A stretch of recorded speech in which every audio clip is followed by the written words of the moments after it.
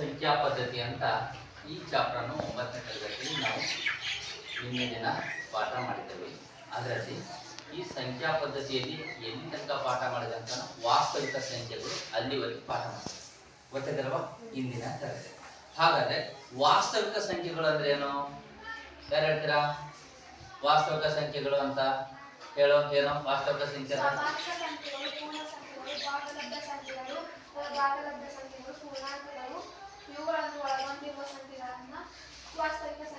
Very good. ಯಾರು ಹೇಳ್ತೀರ? ಮತ್ತೆ ಹೇಳ್ತೀಯಾ? ಮತ್ತೆ ಯಾರು ಹೇಳ್ತೀಯಾ? ನೋಡಿ, ವಾಸ್ತವಿಕ ಸಂಖ್ಯೆಗಳು ಅಂತಂದ್ರೆ ಸೊ ಇದೇನಾಗ್ತಿದೆ ಅಂತಂದ್ರೆ ವಾಸ್ತವಿಕ ಸಂಖ್ಯೆ ಅಂದ್ರೆ ಸ್ವಾಭಾವಿಕ ಸಂಖ್ಯೆಗೂ ವಾಸ್ತವಿಕ ಸಂಖ್ಯೆ ಅಂತಿದ್ದೀವಿ. ಸೊ ಪೂರ್ಣ ಸಂಖ್ಯೆಗೂ ವಾಸ್ತವಿಕ ಸಂಖ್ಯೆ ಅಂತಿದ್ದೀವಿ. ಭಾಗಲಬ್ಧ ಸಂಖ್ಯೆಗೂ ವಾಸ್ತವಿಕ ಸಂಖ್ಯೆ. ಸೊ ಭಾಗಲಬ್ಧ ಸಂಖ್ಯೆ, ಅಭಾಗಲಬ್ಧ ಸಂಖ್ಯೆ, ಮತ್ತೆ ಏನಂತಂದ್ರೆ ಪೂರ್ಣಾಂಕಗಳು, ಇವೆಲ್ಲವುಗಳನ್ನು ಏನ್ ಸೇರಿಸುತ್ತಾವಲ್ಲ ಇವಕ್ಕೆ ನಾವೇನಿಟ್ಟಿದ್ದೇವೆ ಅಂತಂದ್ರೆ ವಾಸ್ತವಿಕ ಸಂಖ್ಯೆಗಳು ಅಂತ ನಾವು ಹಿಂದಿನ ತರಗತಿಯಲ್ಲಿ ಇವುಗಳನ್ನ ಕಲಿತಿದ್ದೇವೆ. ಆದರೆ ಇಂದಿನ ತರಗತಿಯಲ್ಲಿ ಅಂತಂದ್ರೆ ಕರಣಿಗಳು ಅಂತ ಬರ್ತದೆ. ಕರಣಿಗಳು ಏನಾದ್ರೆ ಕರಣಿಗಳು ಈ ಸಂಖ್ಯಾ ಪದ್ಧತಿಯಲ್ಲಿ ಮುಂದುವರೆದಂತ ಭಾಗ ಅಂತಂದ್ರೆ ಕರಣಿಗಳು ಅಂತೇಳಿ. ಸೊ ಈ ಕರಣಿಗಳಲ್ಲಿ ಇಲ್ಲಿ ಕರಣಿ ಅಂತ ಬರುತ್ತೆ. ಏನಾಗುತ್ತೆ ಕರಣಿ ಅಂತಂದ್ರೆ? ಸೊ ಕರಣಿ ಅಂದ್ರೆ ಏನಂತಂದ್ರೆ ಒಂದು ಭಾಗಲಬ್ಧ ಸಂಖ್ಯೆಯ ಅಭಾಗಲಬ್ಧ ಮೂಲ ರೂಪ. ಕರಣಿ ಅಂತಂದ್ರೆ ಒಂದು ಭಾಗಲಬ್ಧ ಸಂಖ್ಯೆಯ ಅಭಾಗಲಬ್ಧ ಮೂಲ ರೂಪ.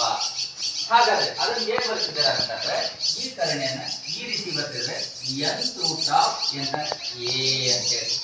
nth ರೂಟ್ ಆಫ್ ಎ ಹೇಗೆ ಹೇಳ್ಬೇಕಂದ್ರೆ nth ರೂಟ್ ಆಫ್ ಎ. ಏನಂದ್ರೆ nth ರೂಟ್ ಆಫ್ ಎ ಅಂತಂದ್ರೆ n ಅಂತಂದ್ರೆ ಕರಣಿಯ ಕ್ರಮ. n ಅಂತಂದ್ರೆ ಕರಣಿಯ ಕ್ರಮ. ಯಾಕಂದ್ರೆ ಕರಣಿಯ ಕ್ರಮ ಅಂತೆ. ಸೊ ಎ ಅಂದ್ರೆ ಏನು? ಸೊ ಕರಣೀಯ ಅಂತಂದ್ರೆ ಕರಣೀಯ. ಸೊ ಎಲ್ಲದನ್ನ ಸೇರಿಸಿ ಏನ್ ಹೇಳ್ತಿದ್ದಾರೆ ಅಂತಂದ್ರೆ ಇದನ್ನೆಲ್ಲದನ್ನ ಸೇರಿಸಿ ಏನ್ ಹೇಳ್ತಿದ್ದಾರೆ ಅಂತಂದ್ರೆ ಕರಣಿ ಅಂತಿದ್ರೆ ಕರಣಿ. ಸೊ ಇದಕ್ಕೆ ಏನ್ ಹೇಳ್ತಿದ್ದಾರೆ ಅಂತಂದ್ರೆ ಕರಣೀಯ ಸಂಕೇತ. ಕರಣೀಯ ಸಂಕೇತ ಹೇಳಿ ಅಂತಂದ್ರೆ ಯಂತ್ರ ಇದೆ ಅಂತಂದ್ರೆ ಕರಣೀಯ ಕ್ರಮ ಎಂತ. ಎನ್ ಅಂತಂದ್ರೆ ಕರಣೀಯ ಕ್ರಮ. ಸೊ ಎ ಅಂತಂದ್ರೆ ಕರಣೀಯ. ಈ ರೂಟ್ ಏನ್ ಹೇಳ್ತಿದೆ ಅಂತಂದ್ರೆ ಸಂಕೇತ. ಯಾವ ಸಂಕೇತ? ಕರಣೀಯ ಸಂಕೇತ. ಇದನ್ನೆಲ್ಲದೂ ಕೂಡಿಸಿದ್ರೆ ಏನ್ ಹೇಳ್ತಿದ್ವಿ ಅಂತಂದ್ರೆ ಕರಣಿ ಅಂತ. ಅಂದ್ರೆ ಕರಣಿ ಅಂದ್ರೆ ಏನು? ಸೊ ಕರಣಿ ಅಂದ್ರೆ ಒಂದು ಭಾಗಲಬ್ಧ ಸಂಖ್ಯೆಯ ಅಭಾಗಲಬ್ಧ ಮೂಲ ರೂಪ. ಏನ್ ಕರಣಿ ಅಂತಂದ್ರೆ ಒಂದು ಭಾಗಲಬ್ಧ ಸಂಖ್ಯೆಯ ಅಭಾಗಲಬ್ಧ ಎಂತಂದ್ರೆ ಮೂಲ ರೂಪ. ಇದನ್ನ ನಾವೇನ್ ಹೇಳ್ತಿದ್ದೇವೆ ಅಂತಂದ್ರೆ ಕರಣಿ ಅಂತಿದೆ. ಉದಾಹರಣೆಗೆ ಸೊ ಎಂತಂದ್ರೆ square root of 2, square root of 5, so ಎಂತಂದ್ರೆ 2 ರೂಟ್ ಆಫ್ 4. ಇವುಗಳನ್ನೆಲ್ಲವನ್ನು ನಾವೇನ್ ಹೇಳ್ತಿದ್ದೇವೆ ಅಂತಂದ್ರೆ ಕರಣಿಗಳು ಅಂತ ಹೇಳ್ತೇವೆ.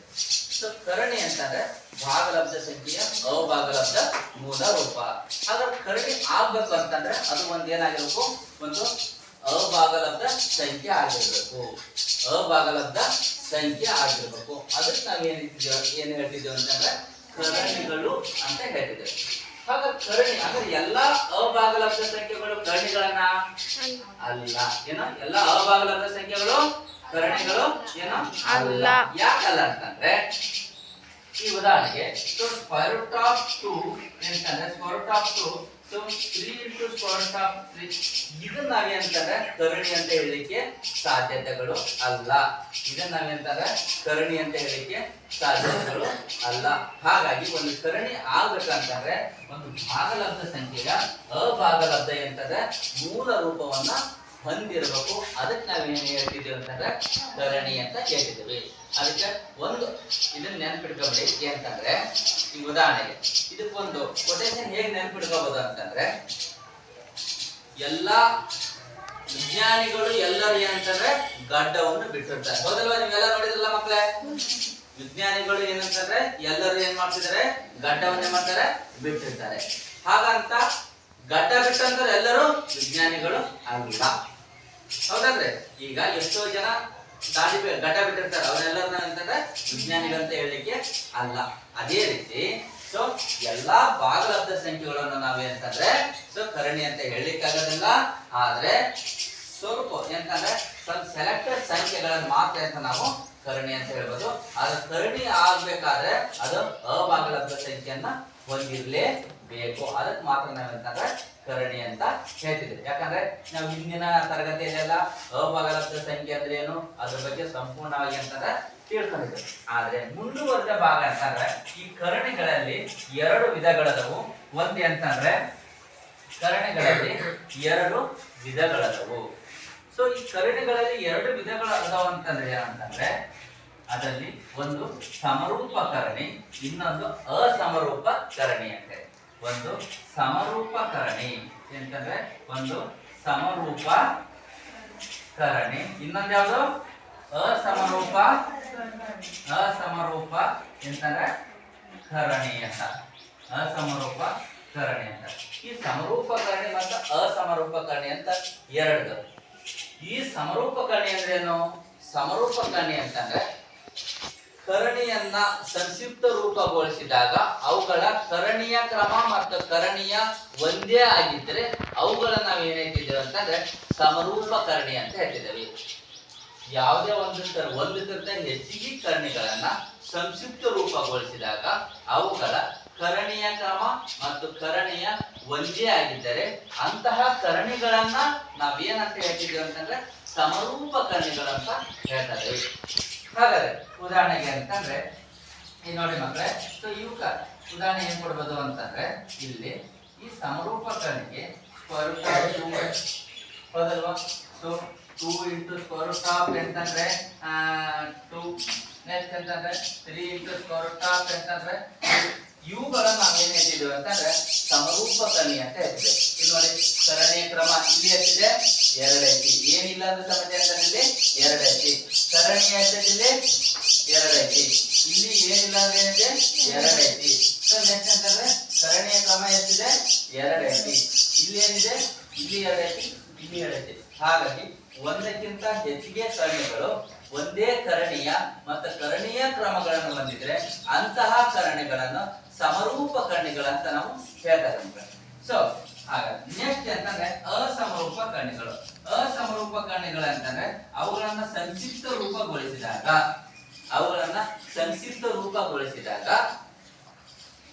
ಕರಣಿಯ ಕ್ರಮ ಮತ್ತು ಕರಣಿಯ ಬೇರೆ ಬೇರೆ ಆಗಿದ್ದರೆ ಅಂತಹ ಕರಣಿಗಳನ್ನು ನಾವೇನ್ ಹೇಳ್ತಿದ್ದೇವೆ ಅಂತಂದ್ರೆ ಅಸಮರೂಪ ಕರಣಿಗಳಂತ ಹೇಳ್ತೀವಿ.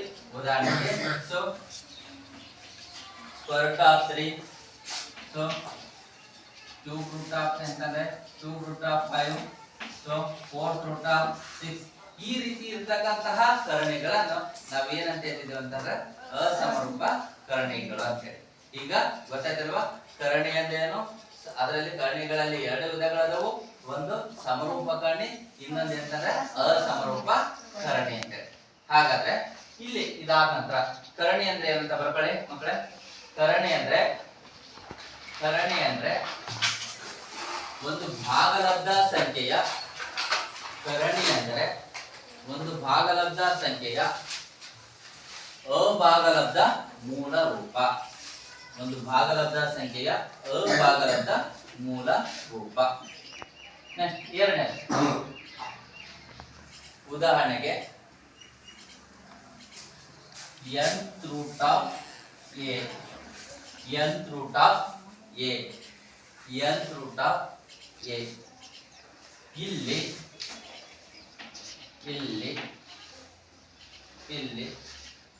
n ಅಂದರೆ ಕರಣಿಯ ಕ್ರಮ.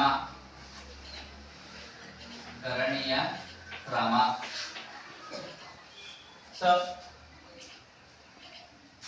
a ಅಂದರೆ ಕರಣಿಯ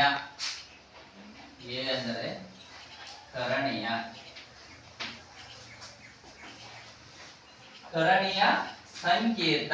ರೂಟ್ ಅಂತಾರೆ ಕರಣಿಯ ಸಂಕೇತ.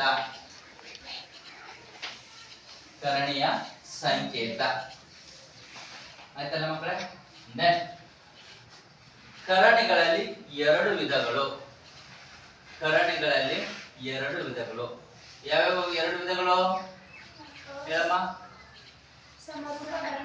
ಇನ್ನೊಂದು ಹೇಳ್ತಾರೆ ಅಸಮರೂಪಕರಣಿ. ಬರ್ಕೊಳ್ಳಿ, ಸಮರೂಪಕರಣಿ ಮತ್ತು ಅಸಮರೂಪಕರಣಿ. ಸಮರೂಪಕರಣಿ ಎಂದರೆ ಸಮರೂಪಕರಣಿ ಎಂದರೆ ಸಮರೂಪಕರಣಿ ಎಂದರೆ ಸಮರೂಪಕರಣಿ ಎಂದರೆ ಒಂದಕ್ಕಿಂತ ಹೆಚ್ಚಿಗೆ ಕರಣಿಗಳನ್ನು ಒಂದಕ್ಕಿಂತ ಹೆಚ್ಚಿನ ಕರಣಿಗಳನ್ನು ಸಂಕ್ಷಿಪ್ತ ರೂಪಗೊಳಿಸಿದಾಗ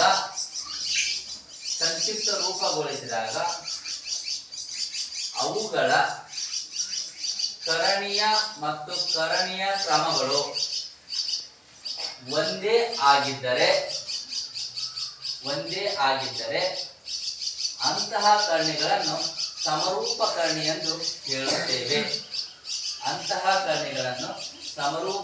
ಎಂದು ಹೇಳುತ್ತೇವೆ. ಉದಾಹರಣೆ √2, 2 × √2, 3 × √2. ಆಯ್ತಲ್ವಾ? ಸರಿ, ಓಕೆ. ನೆಕ್ಸ್ಟ್ ಅಸಮರೂಪಕರ್ಣಿಗಳು.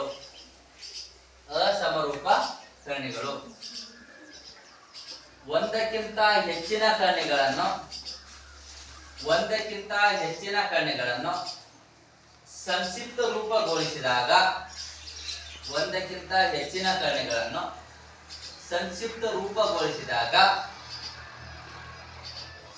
ರೂಪಗೊಳಿಸಿದಾಗ ಅವುಗಳ ಕರಣೀಯ ಮತ್ತು ಕರಣೀಯ ಕ್ರಮಗಳು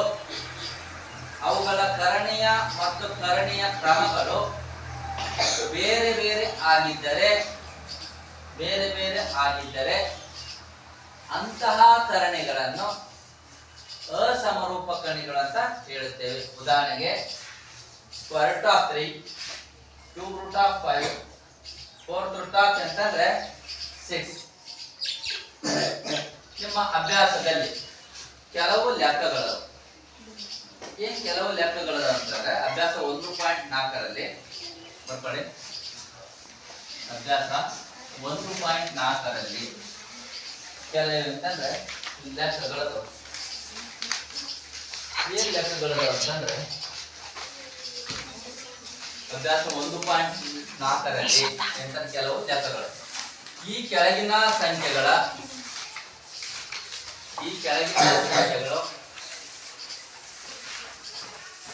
ಅಭ್ಯಾಸ 1.4ರಲ್ಲಿ ಬರ್ಕೊಳ್ಳಿ. ಈ ಕೆಳಗಿನ ಸಂಖ್ಯೆಗಳು ಭಾಗಲಬ್ಧ ಸಂಖ್ಯೆಗಳು ಅಥವಾ ಅಭಾಗಲಬ್ಧ ಸಂಖ್ಯೆಗಳಾಗಿ ವರ್ಗೀಕರಿಸಿ. ಭಾಗಲಬ್ಧ ಸಂಖ್ಯೆಗಳು ಮತ್ತು ಅಭಾಗಲಬ್ಧ ಸಂಖ್ಯೆಗಳಾಗಿ ವರ್ಗೀಕರಿಸಿ. ಸೊ ಒಂದನೇದು ಯಾವ್ದಂತಂದ್ರೆ ಒಂದನೇದು 2 − √5. ಸೊ ಎರಡನೇದು ಯಾವ್ದು ಅಂತಂದ್ರೆ ಎರಡನೇ ಲೆಕ್ಕ ಕೊಟ್ಟಿದ್ದಾರೆ. ಏನ್ ಎರಡನೇ ಲೆಕ್ಕ ಕೊಟ್ಟಿದ್ದಾರೆ ಅಂತಂದ್ರೆ 3 + √3 ಓಪನ್ ಬ್ರಾಕೆಟ್ 3 + √23 3 + √23 ಬ್ರಾಕೆಟ್ 4 ಮೈನಸ್ √23. ಇದು ಎರಡನೇ ಲೆಕ್ಕ. ಇನ್ನು ಮೂರನೇ ಲೆಕ್ಕ ಕೊಟ್ಟಿದ್ದಾರೆ. ಮೂರನೇ ಲೆಕ್ಕ ಯಾವ್ದಂತಂದ್ರೆ 2 × √7 divided by 2 × √7 divided by 7 × √7 7 × √7. ಇನ್ನ ನಾಲ್ಕನೇದ ಕೊಟ್ಟಿದ್ದಾರೆ. ನಾಲ್ಕನೇದು ಯಾವ್ದು ಅಂತಂದ್ರೆ 1 divided by √2 1 divided by √2. ಈ ರೀತಿ ಇರ್ತಕ್ಕಂತಹ 4 ಲೆಕ್ಕಗಳನ್ನ ಅಂತಂದ್ರೆ ಕೊಟ್ಟಿದ್ದಾರೆ. ಈ 4 ಲೆಕ್ಕಗಳನ್ನು ಕೊಟ್ಟಿದ್ದಾರಲ್ಲ. ಹಾಗಾದ್ರೆ ಈಗ ನೋಡಿ ಮಕ್ಕಳ, ಒಂದನೇ ಲೆಕ್ಕವನ್ನ ತಿಳಿಸಿಕೊಡ್ತೇನೆ. ಏನು 2 - √5. ಹಾಗಾದ್ರೆ ಇದೊಂದು ಭಾಗಲಬ್ಧ ಸಂಖ್ಯೆನ ಅಥವಾ ಅಭಾಗಲಬ್ಧ ಸಂಖ್ಯೆನ ವರ್ಗೀಕರಿಸಿ ಅಂತ ಹೇಳಿದ್ದಾರೆ ನೋಡಿ. 2 - √5 ಇನ್ನೊಂದು 3 + √3 open bracket 3 + √3 into close bracket. ಇನ್ನು ಓದುವಂತ ರೀತಿ ಹೇಗೆ ಅಂತಂದ್ರೆ open bracket 3 + √23 close bracket minus √23. ಇದು 2 × √7 divided by 7 × √27. ಸೊ ಇದು 1 divided by √2. ಈ ರೀತಿ ಇರತಕ್ಕಂತಹ 4 ಲೆಕ್ಕಗಳು. ಹಾಗಾದ್ರೆ ನೀವು ಏನಂತ ಹೇಳಿದ್ದಾರೆ ಪ್ರಶ್ನೆ, ಇವುಗಳು ಭಾಗಲಬ್ಧ ಸಂಖ್ಯೆಯು ಅಥವಾ ಅಭಾಗಲಬ್ಧ ಸಂಖ್ಯೆ ಅಂತ ಹೇಳಿ ಅಂತ ಹೇಳಿ. ನಮಗೆಲ್ಲ ಗೊತ್ತಿದೆ ಮಕ್ಕಳೇ, ಭಾಗಲಬ್ಧ ಸಂಖ್ಯೆ ಅಂದ್ರೆ ಏನು? ಸೊ ಭಾಗಲಬ್ಧ ಸಂಖ್ಯೆ ಅಂತಂದ್ರೆ ಇದು p/q ರೂಪದಲ್ಲಿರಬೇಕು, ಇದು p/q ರೂಪದಲ್ಲಿರಬೇಕು ಮತ್ತು q is not equal to ಅಂತಂದ್ರೆ 0, q ಬೆಲೆ ಏನಾಗಿರಬಾರ್ದು 0 ಆಗಿರಬಾರ್ದು ಅಂತ ಹೇಳಿದ್ರು ಅಲ್ವಾ. ಹಾಗಾಗಿ ಇಲ್ಲಿ ನೋಡೋಣ. ಈಗ ಇಲ್ಲಿ ಏನಾಗಿದೆ, ಇದು 2 ಒಂದಾಗಿದೆ ಹೌದಲ್ಲ. ಆದ್ರೆ ಇದೊಂದು ಅಭಾಗಲಬ್ಧ ಸಂಖ್ಯೆ.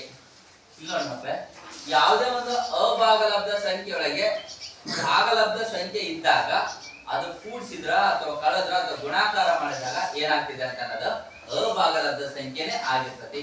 ಹಾಗಾಗಿ ಇದು 2 - √5 ಇದೆಯಲ್ಲ, ಇದು ಒಂದು ಅಭಾಗಲಬ್ಧ ಸಂಖ್ಯೆ ಇದೆ ಅಂತ. ಇದೊಂದು ಅಭಾಗಲಬ್ಧ ಸಂಖ್ಯೆ.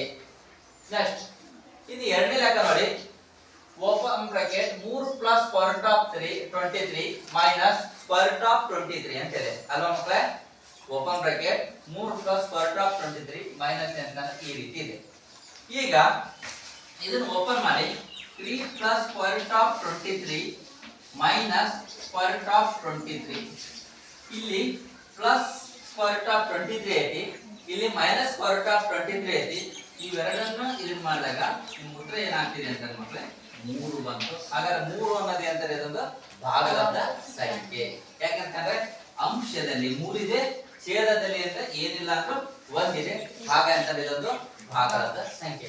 ಅದೇ ರೀತಿ ಮಕ್ಕಳೇ 2 × √7 ನೆಕ್ಸ್ಟ್ 7 divided by √7. ಇಲ್ಲಿ ಸಮೇತ ಈ √7 ಈ √7 ಕ್ಯಾನ್ಸಲ್ ಆಗ್ತೈತಿ. ಆದ್ರೆ ಇಲ್ಲಿ ಏನಾಗ್ತಂದ್ರೆ 2 divided by 7 ಇದೆಯಲ್ಲ, 2 divided by 2 divided by 7 ಇದು ಒಂದು ಸಮೇತ ಭಾಗಲಬ್ಧ ಸಂಖ್ಯೆ. ಯಾಕೆಂತಂದ್ರೆ ಇಂತ p/q, so q is not equal to ಅಂತಂದ್ರೆ 0 ಈ ಕ್ರಿಯೆಯನ್ನು ಹೊಂದಿದೆ. ಹಾಗಂತ ಇದು ಒಂದು ಭಾಗಲಬ್ಧ ಸಂಖ್ಯೆ. ಇಲ್ಲಿ ಏನಾಗಿದೆ ಅಂತಂದ್ರೆ ಸೊ ಇದು ಅಂತಾನೆ ಅಭಾಗಲಬ್ಧ ಸಂಖ್ಯೆ. ಯಾಕೆ ಅಭಾಗಲಬ್ಧ ಸಂಖ್ಯೆ ಅಂತಂದ್ರೆ ಇದು ಸೊ ಇಲ್ಲಿ ಅಂತಂದ್ರೆ √2 ಅನ್ನೋದಿಲ್ಲ, ಇದನ್ನು ಭಾಗಾಕಾರ ವಿಧಾನದಿಂದ ಎಂತಂದ್ರೆ ಭಾಗಿಸಿದಾಗ ಅದ್ರ ಏನಾಗ್ತಿದೆ ವರ್ಗಮೂಲ 1.411 ಅಂತಾನೆ ಆವರ್ತಕಗಳು ಎಂತಂದ್ರೆ ಪುನರಾವರ್ತನೆಗೊಳ್ಳದೆ ಮುಂದುವರಿತವು. ಹಾಗಾಗಿ ಇದೊಂದು ಅಭಾಗಲಬ್ಧ ಸಂಖ್ಯೆ. ಒಟ್ಟಿನಲ್ಲಿ ಹೇಳೋದಾದ್ರೆ ಭಾಗಲಬ್ಧ ಸಂಖ್ಯೆ ಅಂತಂದ್ರೆ ಸೊ ಇದೊಂದು ಇನ್ನೊಂದು ಅಂತ ಇದು. ಹಾಗಾದ್ರೆ ಇದು ಮತ್ತು ಇದೊಂದಿದೆಲ್ಲ ಇದೊಂದು ಅಭಾಗಲಬ್ಧ ಸಂಖ್ಯೆ. ಇನ್ನು ಮುಂದುವರೆದ ಭಾಗ. ಸೊ ಮುಂದುವರೆದ ಭಾಗದಲ್ಲಿ ನೆಕ್ಸ್ಟ್ ಅಂತಂದ್ರೆ ಎರಡು ಏನಂತಾರೆ, ಈ ಕೆಳಗಿನ ಉಕ್ತಿಗಳನ್ನು ಸಂಕ್ಷೇಪಿಸಿ. ಬರ್ಕೊಳ್ಳಿ, ಈ ಕೆಳಗಿನ ಉಕ್ತಿಗಳನ್ನು ಸಂಕ್ಷೇಪಿಸಿ. ಈ ಕೆಳಗಿನ ಉಕ್ತಿಗಳನ್ನು ಸಂಕ್ಷೇಪಿಸಿ. ಈ ಕೆಳಗಿನ ಉಕ್ತಿಗಳನ್ನು ಸಂಕ್ಷೇಪಿಸಿ. ಇದು ಬರೆಯೋದು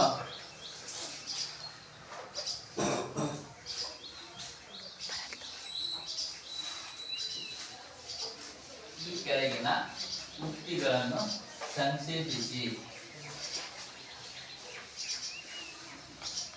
ಈ ಕೆಳಗಿನ ಉಕ್ತಿಗಳನ್ನು ಸಂಕ್ಷೇಪಿಸಿ. ಹಾಗಾದ್ರೆ ಒಂದೇ ಮಕ್ಕಳೇ 3 + √3 bracket close 3 + √3 bracket close. So 2 + √2 bracket close. ಈ ರೀತಿ ಇದೆ ಅದಲ್ವಾ. ಇದನ್ನ ಏನ್ ಮಾಡಬೇಕು, ಗುಣಾಕಾರ ಕ್ರಿಯೆಯನ್ನು ಮಾಡಬೇಕು. ಈ ಉಕ್ತಿಗಳನ್ನ ಏನ್ ಮಾಡಿದ್ದಾರೆ ಅಂದಾಗ ಸಂಕ್ಷಿಪ್ತಗೊಳಿಸಿ, ಈ ಉಕ್ತಿಗಳನ್ನೇ ಮಾಡಿ ಸಂಕ್ಷೇಪಿಸಿ ಅಂತ ಹೇಳ್ತಾರೆ. ಈಗ ನೋಡಿ ಮಕ್ಕಳೇ ಏನಿದೆ ಅದು ಇದ್ರಲ್ಲಿ ಯಾರು ಹೋಗ್ತೀರಾ ಹೇಳು 3 ಪ್ಲಸ್ ಸ್ಕ್ವೇರ್ ಆಫ್ ರೂಟ್ 3 ಹೌದಲ್ವಾ ಇದನ್ನ ಏನ್ ಮಾಡ್ಬೇಕು ಇದನ್ನ ಗುಣಿಸ್ಬೇಕು ಇಲ್ಲಿ ಎರಡು ಪದಗಳದು ಇಲ್ಲಿ ಎರಡು ಪದಗಳು ಹೌದಲ್ವಾ ಮೊದಲನೇ ಪದ ಏನಿದೆ ಮಧ್ಯ ಪದ 3 ಹೌದಲ್ವಾ ಹಾ ಇದನ್ನ ಎದಕ್ಕೆ ಗುಣಿಸ್ಬೇಕು ಸೊ ಹೇಳಿ 2 ಪ್ಲಸ್ ಸ್ಕ್ವೇರ್ ಆಫ್ 2 ಇದು ಗುಣಿಸ್ಬೇಕು ಸರಿನಾ next plus square of 3 into 2 plus square of 2 ಸರಿನಾ ಈ ರೀತಿ ಗುಣಿಸ್ಬೇಕು ಸೊ ಗುಣಿಸಿದ ಸಂದರ್ಭದಲ್ಲಿ ನೋಡಿ ಇದರಿಂದ ಇದು ಗುಣಿಸಿದಾಗ 3 ಎಷ್ಟು 6 ಪ್ಲಸ್ ಇದು ಒಂದು ಭಾಗಲಬ್ಧ ಸಂಖ್ಯೆ ಇದಲ್ಲ ಅಭಾಗಲಬ್ಧ ಸಂಖ್ಯೆ 3 into square of 2 plus so 2 into square of 3 plus square of ಅಂತಂದ್ರೆ 6 ಅಂತಂದ್ರೆ ಈ 3 ಅಂತಂದ್ರೆ ಯಾಕಂದ್ರೆ ಕರ್ಣೀಯ ಕ್ರಮ ಒಂದೇ ಇದೆ ಇಲ್ಲಿ 2 ಐತಿ ಇಲ್ಲಿ 2 ಐತಿ ಹಾಗೆ ಅಂತಾನೆ ಡೈರೆಕ್ಟ್ ಆಗಿ ಗುಣಿಸಬಹುದು ಈ ರೀತಿಯಾಗಿ ನೆಕ್ಸ್ಟ್ ಇದಾದ ನಂತರ ಇಲ್ಲಿ ನೋಡಿ 6 ಪ್ಲಸ್ ಅಂತಂದ್ರೆ ಇಲ್ಲಿ ಅಂತಾನೆ 6 ಐತಿ ಇಲ್ಲಿ 3 ಇದೆ ಇಲ್ಲಿ ಅಂತಾನೆ ಕರ್ಣೀಯ ಕ್ರಮ ಅಂತ ಒಂದೇ ಇರೋ ಕಾರಣದಿಂದ ಸೊ ಈ ಉತ್ತರನ ಇಲ್ಲಿಗೆ ಬಿಟ್ಟಾಕ್ರಿ ಸೊ 6 ಪ್ಲಸ್ ಅಂತಂದ್ರೆ 3 ಇಂಟು ಸ್ಕ್ವೇರ್ ಆಫ್ 2 ಪ್ಲಸ್ ಅಂತಂದ್ರೆ 2 ಇಂಟು ಸ್ಕ್ವೇರ್ ಆಫ್ 3 ಪ್ಲಸ್ ಅಂತಂದ್ರೆ ಸೊ ಯಾಕಂತಂದ್ರೆ ಕರ್ಣೀಯ ಕ್ರಮ ಒಂದೇ ಇದೆ ಆದ್ರೆ ಕರ್ಣೀಯಗಳು ಬೇರೆ ಇದೆ ಇಲ್ಲಿ 2 ಐತಿ ಇಲ್ಲಿ 3 ಐತಿ ಹಾಗಾಗಿ ಅಂತಂದ್ರೆ ಇವುಗಳನ್ನ ಏನಂತಂದ್ರೆ ಏನು ಮಾಡಲಿಕ್ಕೆ ಆಗೋದಿಲ್ಲ ಹಾಗಾಗಿ ಇದನ್ನ ಇಷ್ಟಿಗೆ ಬೇಕು ನೆಕ್ಸ್ಟ್ ಎರಡನೇ ಲೆಕ್ಕ ನೋಡಿ ಮಕ್ಕಳೇ ಎರಡನೇ ಲೆಕ್ಕ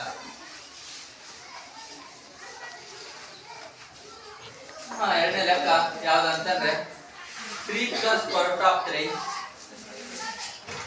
plus square root of 3 into 3 plus square root of 3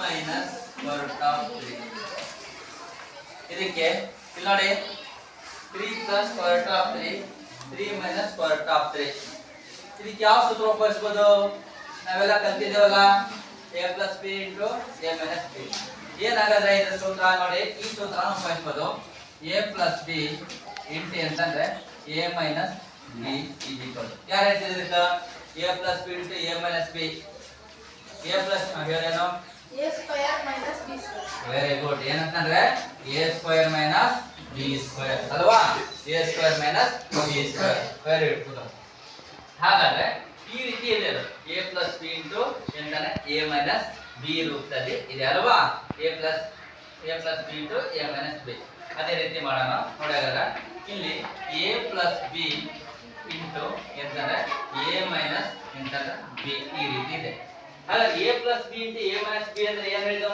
ಪ್ರಶ್ನೆ ಉತ್ತರನ a square minus b square a square minus b square ಇಲ್ಲಿ a ಅಂದ್ರೆ ಏನಿದೆ 3 ಐತಿ ಅಲ್ವಾ a ಅಂದ್ರೆ ಎಷ್ಟೈತಿ 3 ಐತಿ b ಅಂದ್ರೆ ಎಷ್ಟೈತಿ ಸ್ಕ್ವೇರ್ ರೂಟ್ ಆಫ್ 3 ಐತಿ ಸರಿ ಹಾಗಾದ್ರೆ a ಅಂದ್ರೆ ಏನಿದೆ 3 ಐತಿ ಮೈನಸ್ ಸ್ಕ್ವೇರ್ ರೂಟ್ ಆಫ್ 3 ಐತಿ ಹಾಗಾದ್ರೆ ನಿಮ್ಮ ಪ್ರಕಾರ ಏನಂತಂದ್ರೆ so that is equal to ಇಲ್ಲಿ ನೋಡಿ 3 plus square root of 3 so into 3 minus square root of 3 bracket close ಹಾಗಾದ್ರೆ ಇಲ್ಲಿ a plus b into a minus b ಉತ್ತರ ಏನು a square minus b square a square minus b square ಅಂದ್ರೆ a square ಅಂದ್ರೆ ಏನು 3 square a square ಅಂದ್ರೆ ಏನು 3 square b square ಅಂತಂದ್ರೆ ಸ್ಕ್ವೇರ್ ರೂಟ್ ಆಫ್ 3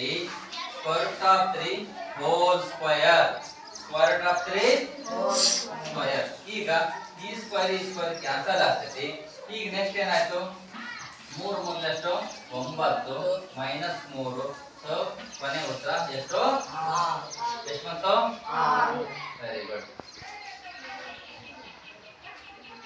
ಗೊತ್ತಾಯ್ತಾ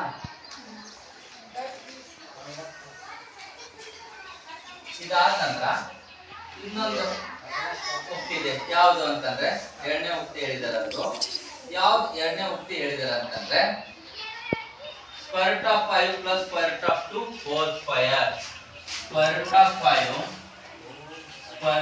5 plus square root of 2 whole square square root of 5 plus square root of 2 whole square. ಹಾಗಾದ್ರೆ ಈ ರೀತಿ ಯಾವ ಸೂತ್ರದ ಟೈಪ್ ಇದೆ ನಿಮ್ಗೆಲ್ಲ ಗೊತ್ತಿದೆ ಮಕ್ಕಳೇ. ಈಗ ಎಂತಂದ್ರೆ square root of 5 plus square root of ಎಂತಂದ್ರೆ 2 ಹೋಲ್ ಸ್ಕ್ವೇರ್ ಅಂತಂದ್ರೆ a plus b whole square. ಈ ಸೂತ್ರವನ್ನು ನಾವು ಇಲ್ಲಿ ಉಪಯೋಗಿಸಬಹುದು ಅಲ್ವಾ. a plus b whole square ಈ ಸೂತ್ರವನ್ನ ಉಪಯೋಗಿಸಬಹುದು. ಹಾಗಾದ್ರೆ a plus b whole square ಸೂತ್ರ ವಿಸ್ತರಣೆ ಯಾರು ಹೇಳ್ತೀರಾ ಹೇಳು.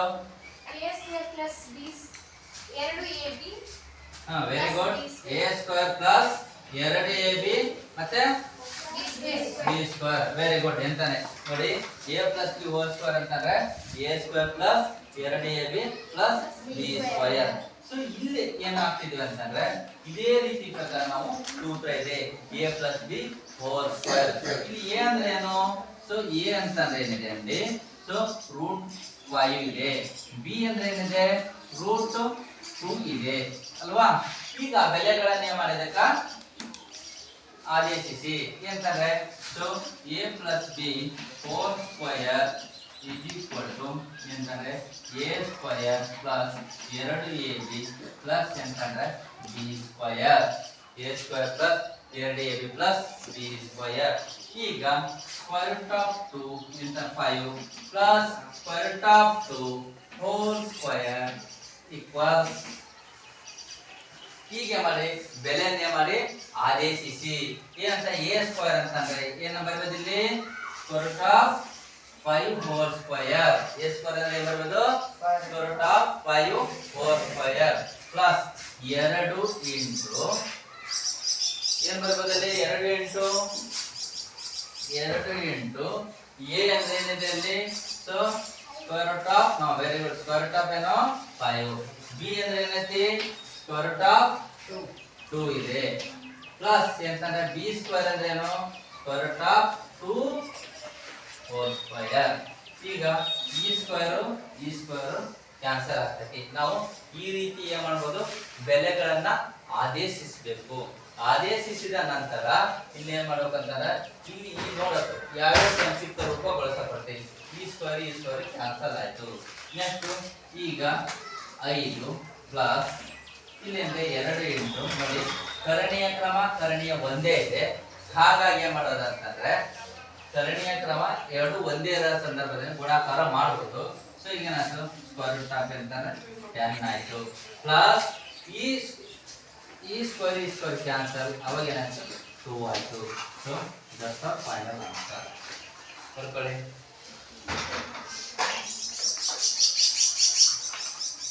ಬೇಗ ಬರ್ಕೊಳ್ಳೋದು.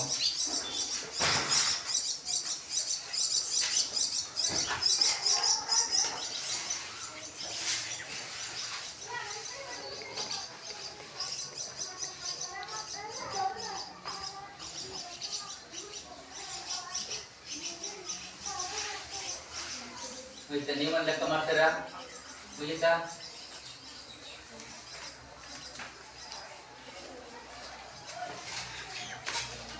ನೀವೊಂದು ಲೆಕ್ಕ ಮಾಡ್ಕೊಳ್ಳಿ. So square root of 5 minus square root of 2 ನೀವೊಂದು ಲೆಕ್ಕ ಮಾಡಿ ನೋಡೋಣ ಬೇಗ.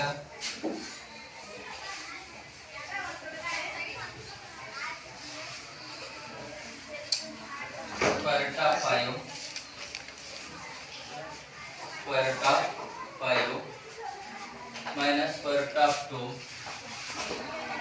square root of 5 minus square root of 2 into square root of 2 square root of 5 plus square root of 2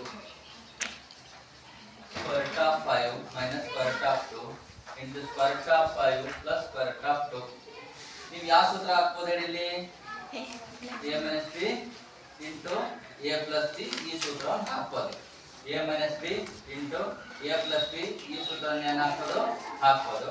ಇಲ್ಲಿ ನೋಡಿ a minus b into a plus ಅಂತಂದ್ರೆ ಈ ಸೂತ್ರ ಏನಾಗ್ತದೆ? a minus b into a plus b ಅಂದ್ರೆ ಏನು?